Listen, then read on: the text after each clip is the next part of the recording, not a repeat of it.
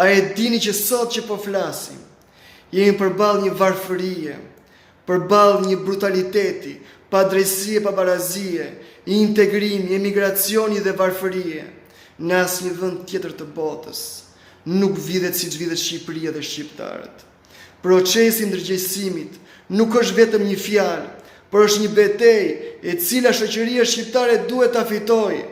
Procesi i ndërgjegjësimit të shoqërisë është një nga proceset më të vështira, por është një nga proceset më të nevojshme për ndërgjegjësimin dhe modernizimin e shoqërisë, e cila fillon dhe ndryshon sepse zgjohet. Procesi i ndërgjegjësimit të shoqërisë është një proces i cili rrit dhe fuqizon mendimin kritik, e cila nuk pranon pabarazin, padrejsin, manipulimin, varfërin, por fillon dhe ndryshon, nuk i pranon gjërat ashtu siç janë. Në qoftë se mendoni dhe reflektoni vetëm për një çast, për atë që ndodhi në Shqipëri, fenomeni shitblerës së botës, është vërtet një fatkeqësi kombëtare, është një tragjedi, është e tmerrshme, është e turpshme ajo që ndodhi. Një komb që shet votën ka shitur të drejtën për kërkuar drejtësi.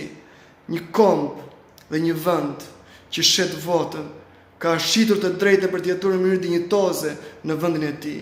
Një komb dhe një vend që shet votën është një popull dhe një vend i marr peng